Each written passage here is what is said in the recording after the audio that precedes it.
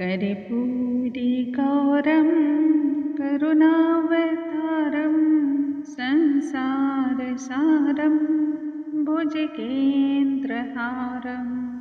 सदा वसन्तं हृदयारविन्दे भवं भवानी सहितं नमामि। श्री शिवाय नमस्तुभ्यं। हर हर महादेव। शिव पुराण की इस श्रृंखला में आप सभी का बहुत बहुत स्वागत है। महादेव की कृपा सदैव आप पर और आपके समस्त परिवार पर बनी रहे। आइए सुनते हैं शिव पुराण की कथाएं। आज हम सुनेंगे 18वें अध्याय का पाठ। इसमें बंधन और मोक्ष, शिव के लिंग प्रतीक की महात्म्य, इतना ही नहीं विघ्न शांति के उपाय और शिव धर्म के बारे में बतलाया गया है। भोलेनाथ का स्मरण करते हुए पाठ को आरंभ करते हैं। जय शिव शंभु, जय भोलेनाथ। ऋषिगण बोले सूत जी से, हे सर्वज्ञों में श्रेष्ठ, हे ऋषिवर, कृपया कर आप हमें बंधन और मोक्ष के बारे में बतलाइए।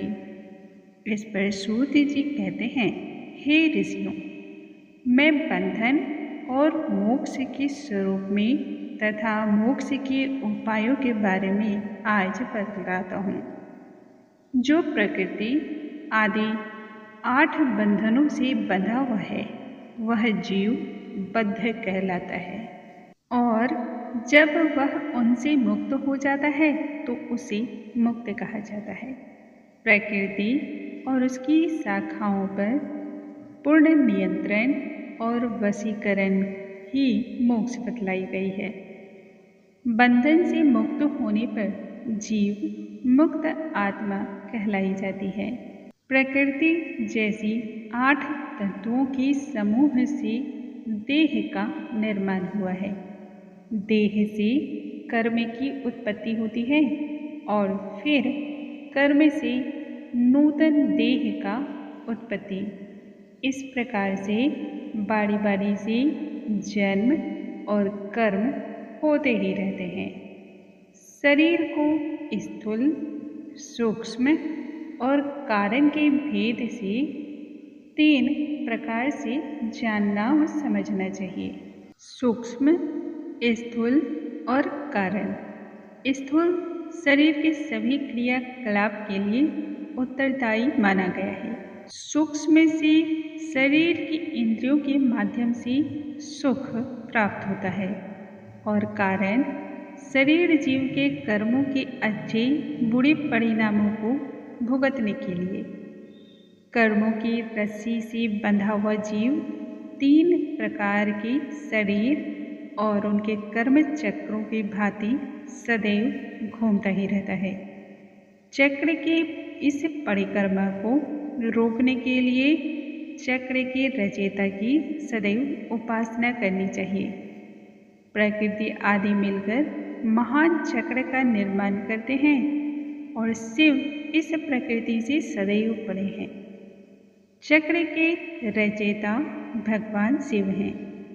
जिस प्रकार से बालक इच्छानुसार किसी भी चीज़ को ग्रहण करता है या फिर उसे थूकता है, वैसे ही शिव भी प्रकृति अपनी इच्छा के अनुसार ही रचते हैं या फिर रखते हैं। इसी के लिए उन्हें शिव की संज्ञा दी गई है, क्योंकि अपने वश में उन्होंने सभी कुछ रखा है।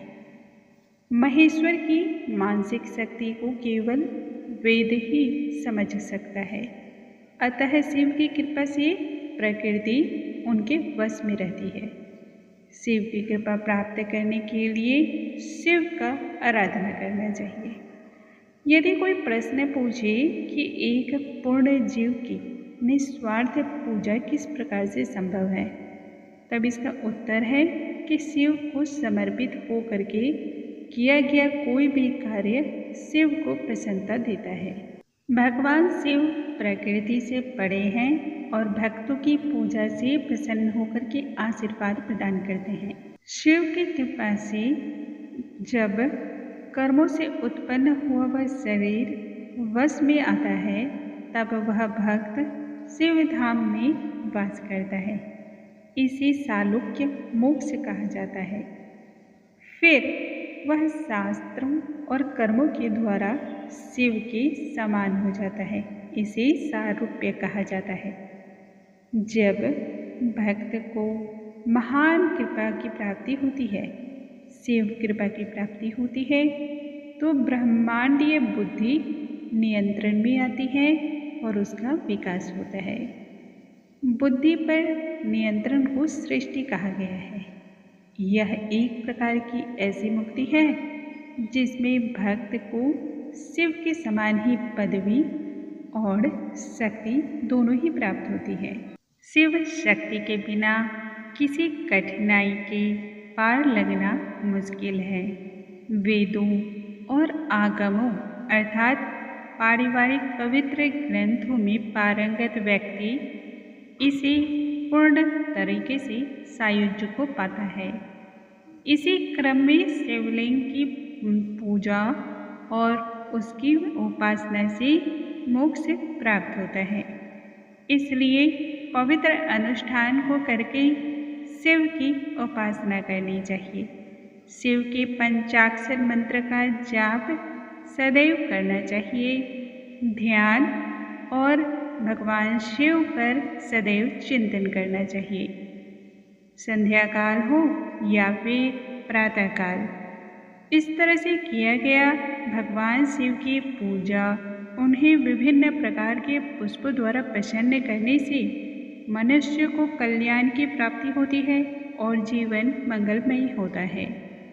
ऋषियों ने आगे कहा, हे उत्तम अनुष्ठान करने वाले, भगवान शिव के लिंगों की विभिन्न रूपों में पूजा करने के कुछ विशेष नियम हैं, उनके बारे में आप बतलाइए। ऋषियों के इस प्रश्न पर सूत जी कहते हैं, हे ब्राह्मणों, मैं शिवलिंग की पूजा की विविध विधियां तुम्हें बतला रहा हूँ, जो कि सभी प्रकार की सिद्धि और कामनाओं को प्रदान करने वाला है। स्थूल में 5 घटक अक्षर होते हैं और इन दोनों की पूजा को ही तपस्या कहा गया है। यह दोनों ही मोक्ष को प्रदान करने वाली है। पौरुष लिंग के अनेक लिंग चिन्ह माने गए हैं। केवल उन्हें शिव ही समझा सकते हैं, अन्य दूसरा नहीं। पृथ्वी के पदार्थों से जो उत्पन्न हुए हैं, मुझे वो ज्ञात है, इसलिए मैं आप सभी को उसके बारे में ही बतलाऊंगा। यह 5 प्रकार के माने गए हैं: स्वयंभू, बिंदु, प्रतिष्ठित, कैर और गुरुलिंग। जब देवों और ऋषियों की तपस्या से महादेव प्रसन्न होते हैं, तब नाद रूपी शिव भूमि के नीचे बीज के रूप में स्थित होकर के रूप धारण करते हैं। यह अंकुरित इस प्रकार से होते हैं जैसे कोई पौधा। फिर भूमि को भेद करके यह बाहर आते हैं और अपनी उपस्थिति को दर्ज कराते हैं। यह प्रतीक स्वयं उत्पन्न हुआ है, इसलिए इसे स्वयंभू कहा जाता है, क्योंकि यह पृथ्वी के नीचे से आया है। इसकी पूजा करने से भक्तगण को ज्ञान की वृद्धि होती है। यदि सोने या चांदी के थाल में या भूमि या वेदी पर इन लिंग चिन्ह को प्रणव मंत्र के द्वारा स्थापित किया जाए, उसकी प्रतिष्ठा की जाए, फिर विभिन्न मंत्रों से उनका आवाहन किया जाए और उसकी पूजा की जाए, तब निसंदेह यह ऐसे सुख को देता है जो अकल्पनीय है। बिंदु और नाद रूप स्थिर या चल रूप है, संकल्पनात्मक है, लेकिन निसंदेह यह शिव को संबंध रखता है। शिव का सच्चे मन से ध्यान किया जाए तो वह भक्ति को और भक्त दोनों ही लाभ देता है। देवतागण और ऋषिगण आत्मा की शुद्धि और प्राप्ति के लिए शुद्ध एकाग्र मन से वेदी को शुद्ध करके उस पर प्रतिमा स्थापित करके उसकी पूजा करते हैं। वह शिवलिंग की मूर्ति की श्रेणी में आती है।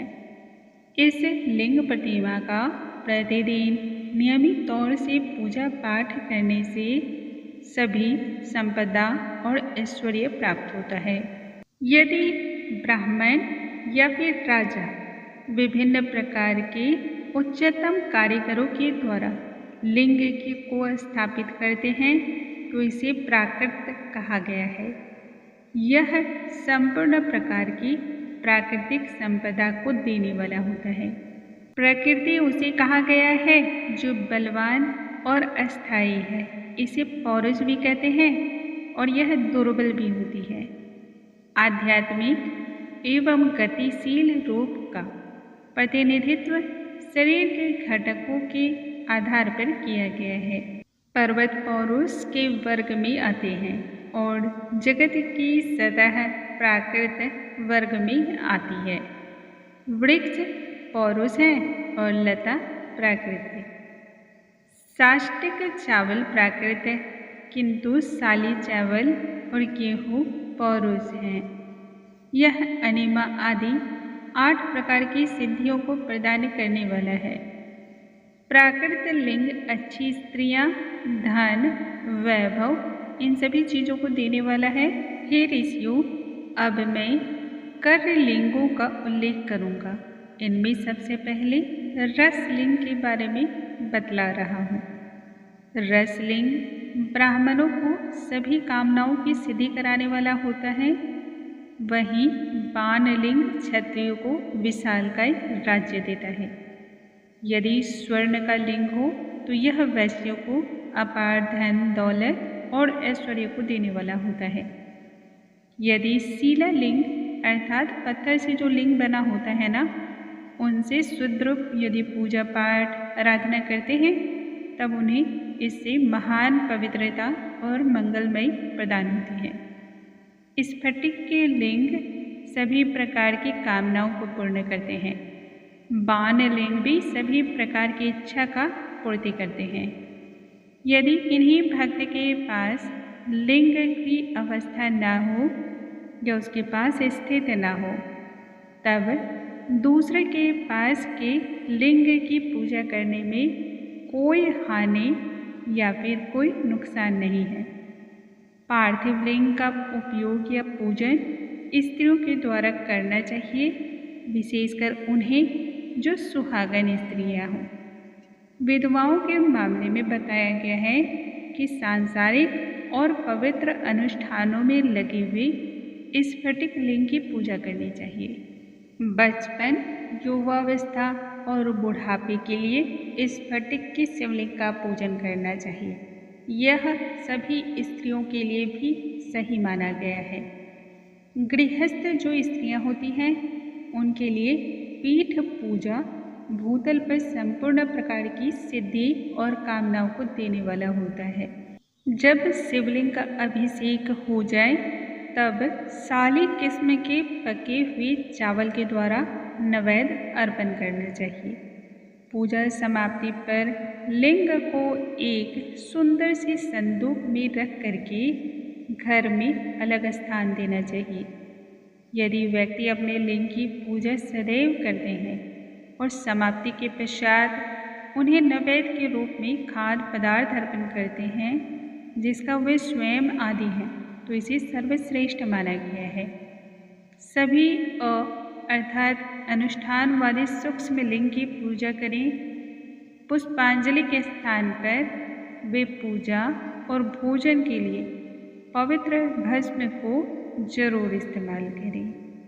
पूजा के पश्चात शिवलिंग को सर पर धारण करें। शास्त्रों में भस्म 3 प्रकार की बतलाई गई है। एक वो जो साधारण अग्नि से प्राप्त होती है, दूसरी जो हमें वैदिक अग्नि के द्वारा प्राप्त होती है, और तीसरी शिव अग्नि के द्वारा प्राप्त होती है।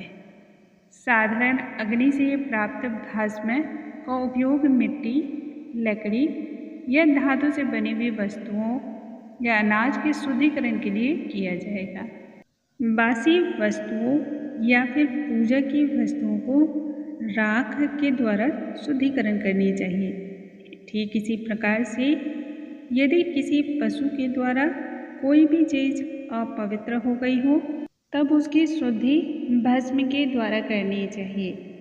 वस्तु विशेष की शुद्धि के लिए यथा योग्य सजल या निर्जल भस्म का उपयोग ही करना चाहिए। वेद अग्नि के द्वारा जो भस्म प्राप्त हैं उसको उन वैदिक कर्मों के अंत में ही धारण करें। मंत्र और क्रिया से जनित जो हवन कर्म है वह अग्नि में भस्म का रूप धारण करते हैं। उस भस्म को धारण करने से कर्म आत्मा में शोभित होता है, आरोपित हो जाता है। यदि अघोर मूर्तिधारी शिव का जो अपना मंत्र है उसे पढ़कर उसका उच्चारण करके बेल वृक्ष की लकड़ियों को जलाए तथा उससे अभिमंत्रित कर ले तब इसे शिवाग्नि कहा जाता है। इस क्रिया हेतु सबसे पहले कपिला गाय का गोबर जलाएं, फिर समी, अश्वत्थ, पलाश, वट, अरागवद इन टहनियों को जला करके भस्म बनाना चाहिए या फिर शिव मंत्र का जाप करते हुए ये जो टहनियाँ हैं इन्हें अग्नि में जलाना चाहिए। इन राख को कपड़े के माध्यम से छान करके एक बारीक चूर्ण तैयार करनी चाहिए। फिर इसे नए पात्र में भर करके भली भांति रखनी चाहिए। समय समय पर अपनी कांति और शोभा के लिए इसे धारण करना चाहिए। सभी पुरुष जो सम्मानित होते हैं और पूजित होते हैं वो ऐसा ही करते हैं। पूर्व काल में भगवान शिव ने भस्म के बारे में ऐसा ही कहा है।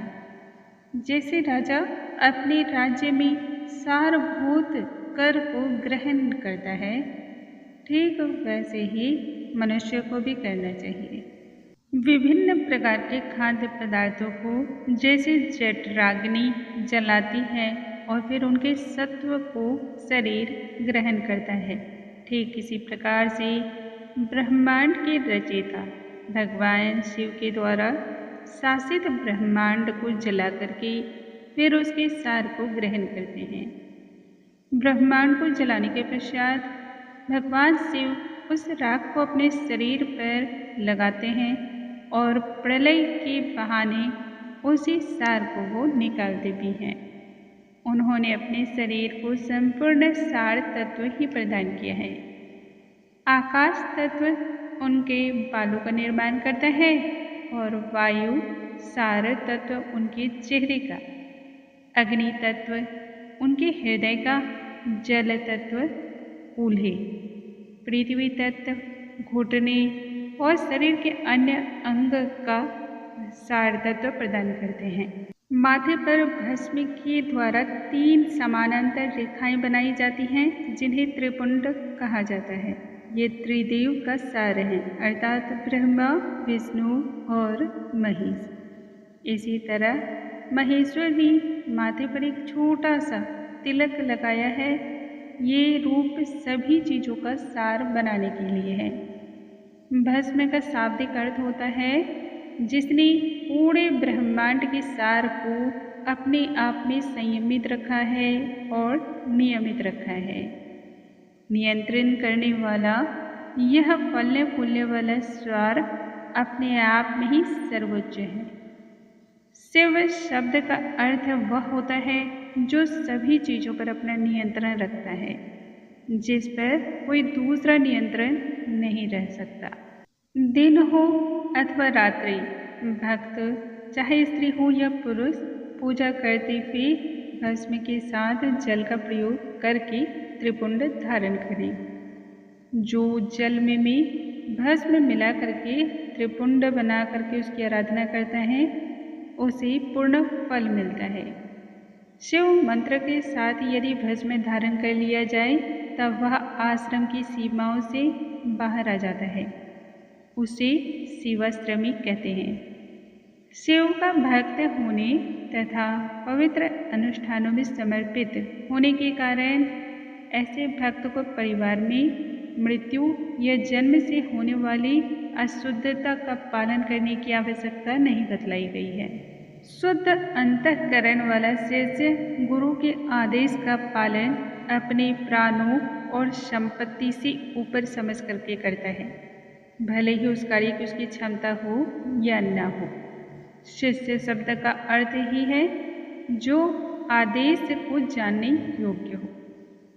शिष्य को अपना सर्वस्व, यहाँ तक कि अपना शरीर भी गुरु के चरणों में समर्पित करना चाहिए। पहले गुरु को अपना भोजन अर्पण करके फिर उनकी अनुमति लेकर के स्वयं भोजन ग्रहण करना चाहिए। जो शिष्य अनुशासन में रहता है वह गुरु का पुत्र समान होता है। इतना ही नहीं, वह अपनी जिह्वा के द्वारा कान के योनि मार्ग में मंत्र रूपी वीर्य का स्राव करता है। ऐसा करने से शिष्य मंत्र पुत्र को जन्म देता है। इसलिए पुत्र को अपने गुरु को पिता के समान उसकी पूजा आराधना करनी चाहिए। वास्तविक जो पिता होता है, भौतिक जनक, पुत्र को भव सागर के संसार में डुबो देता है, लेकिन जो सच्चा गुरु होता है वह उसे विद्या का ऐसा पाठ देता है कि इस भव सागर से पार लगा देता है। इसलिए शिष्य और गुरु, इनकी महत्ता को सदैव समझनी चाहिए। गुरु पूजा की अनेक पद्धति हैं। उन्हें पैसों के द्वारा भी किया जा सकता है और शारीरिक सेवा से भी, परंतु शारीरिक सेवा के लिए पैसे शिष्य के द्वारा स्वयं के अर्जित होने चाहिए। चूँकि गुरु का हर अंग पैर से लेकर सर तक लिंग स्वरूप है, इसलिए पैरों की मालिश करना, उन्हें चप्पल पहनाना, स्नान कराना, भोजन वस्त्र देना, पैसे दान करना, इस तरह के अनुष्ठान करके उन्हें प्रसन्न करना चाहिए। गुरु को शिव के समान माना जाता है, इसलिए गुरु का भोजन का जो अंश रह जाता है उसी को शिष्य ग्रहण करे। ऐसा करने से पवित्रता प्राप्त होती है। भगवान शिव का भोजन शिव भक्त ग्रहण कर सकते हैं, ठीक उसी प्रकार से गुरु का भोजन शिष्य। गुरु की अनुमति के बिना यदि किसी वस्तु को ली गई है तो वह चोरी कहलाती है। अज्ञान से मुक्ति ही लक्ष्य मानी गई है। विशेष कार्य या धार्मिक अनुष्ठान को पूर्ण करने हेतु बाधाओं को सदैव दूर करना चाहिए। बीच में बिना किसी बाधा के किया गया अनुष्ठान फलदायी हो सकता है। धार्मिक अनुष्ठानों के आरंभ में व्यक्ति को या बुद्धिमान व्यक्ति को गणेश की आराधना करनी चाहिए। बाधाएं 3 प्रकार की होती हैं: आध्यात्मिक, आधो भौतिक और आदि दैविक। इन सभी को दूर करने के लिए ही मनुष्य को उपासना करनी चाहिए। इन तीनों बाधाओं के द्वारा बुखार, शरीर में कंपन, घर में कछुए आना, सांप का आना, वृक्ष पर असमय पुष्प का खिलना, अशुभ समय में प्रसव होना जैसी बुरी घटनाएं घटती हैं। बलि देने के लिए मंदिर, गौशाला या मंदिर आंगन का परिसर सदैव चुनना चाहिए। इसे विभिन्न प्रकार की रंगोली और पुष्प, इन सभी चीज़ों से सजा करके तैयार करना चाहिए। एक बड़ा सा घेरा बना करके रखना चाहिए। बीच में और घेरे के किनारे अष्टदल कमल का निर्माण करें। इतना ही नहीं, इसके मध्य में एक बड़ा पात्र रखना चाहिए जिसके चारों ओर एक बहुत ही मजबूत और सुंदर सा धागा बंधा हो।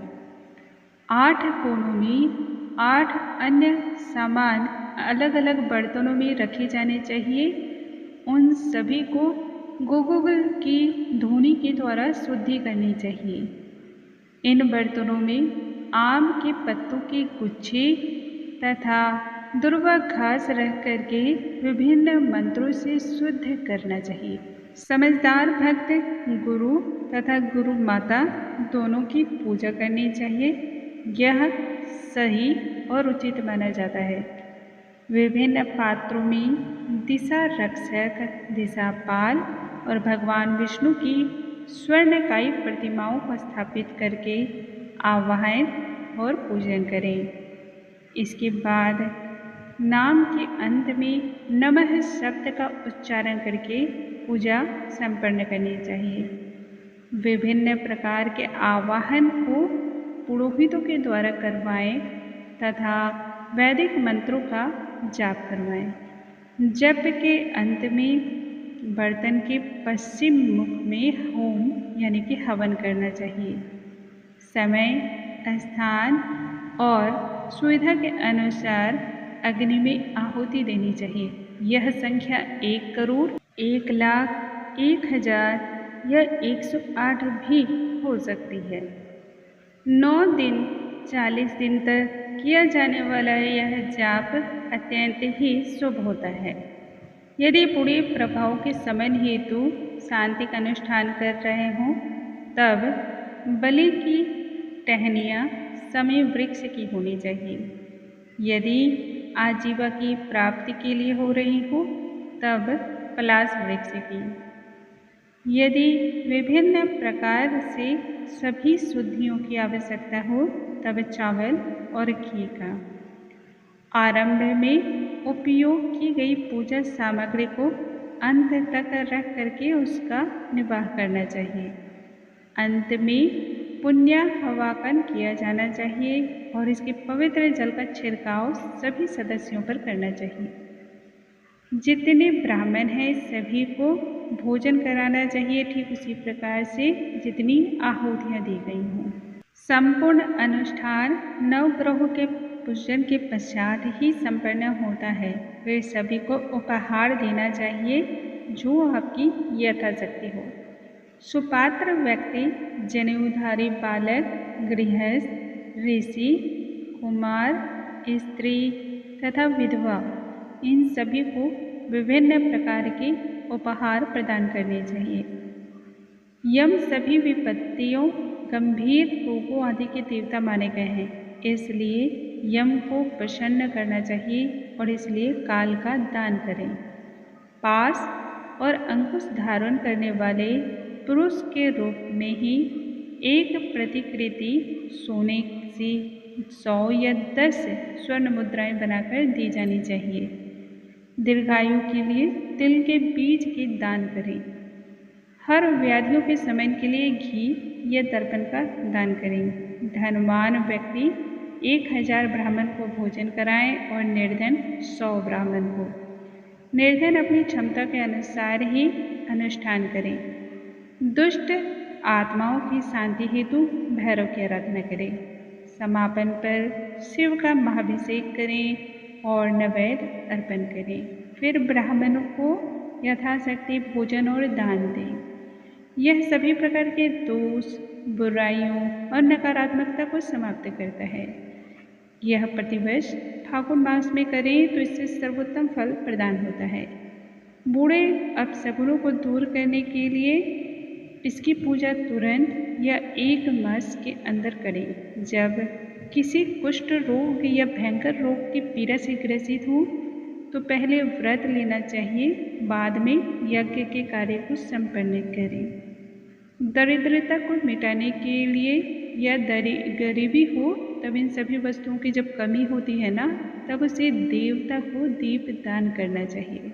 यदि यह भी उसके लिए असमर्थ हो तब स्नान, दान, सूर्यदेव को 108 बार मंत्र जपते हुए नमस्कार करना चाहिए।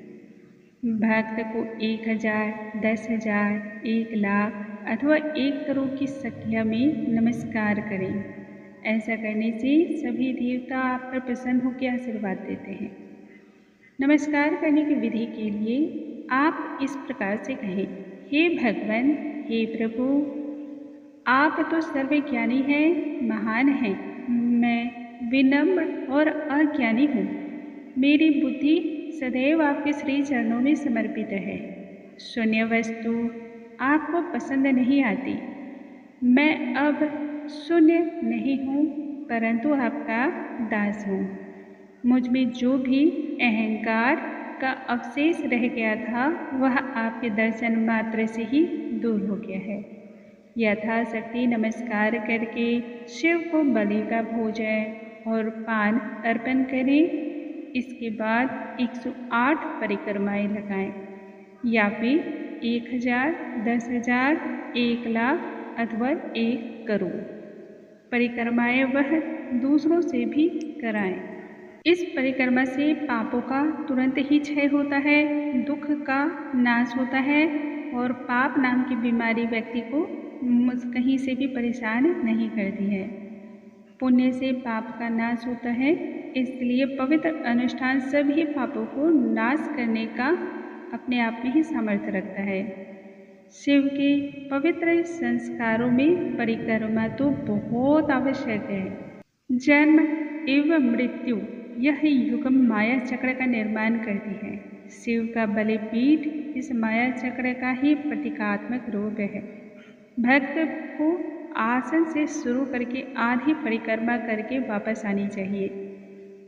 जिस स्थान पर घूम करके वह आए वहीं पर उसे रुकना चाहिए। यही परिक्रमा की विधि है। बंधन उसे कहते हैं जब तक शरीर में जीव कर्मों के अधीन होता है। इसलिए जब भौतिक शरीर 3 रूप में वश में हो जाते हैं तब विद्वानों ने उसे मोक्ष के रूप में बतलाया है। द्वंद्व शिव द्वारा ही रचित है, इसलिए ये शिव को ही समर्पित किया जाएगा। विद्वान कहते हैं परिक्रमा शिव को अत्यंत ही प्रिय है और विशेष उनके नज़दीक है। यदि संसार में कोई ऐसा पाप है जिसकी कोई नष्टि न हो सके तब परिक्रमा करनी चाहिए, जो कि तुरंत ही पापों को नष्ट करता है। शिव पूजा करने वाले भक्त मौन व्रत को धारण करके अनुष्ठान, जप, तप इत्यादि जैसे सभी कर्म का पालन करें। पवित्र अनुष्ठान करने से अज्ञानता दूर होती है, भावी जन्म का बाध्य मिटता है, सच्चे सुख की प्राप्ति होती है। शिव की कृपा से शारीरिक क्षमता, धन संपत्ति इत्यादि प्राप्त होती है। बुद्धिमान भक्त शिव के पवित्र स्थल में निवास करें, जीवों की हिंसा से दूर रहें, स्वयं को अनावश्यक किसी ऐसे कार्य में न डालें जो कि व्यर्थ हो। उतने ही धन का व्यय करें जितना वह कमाता हो।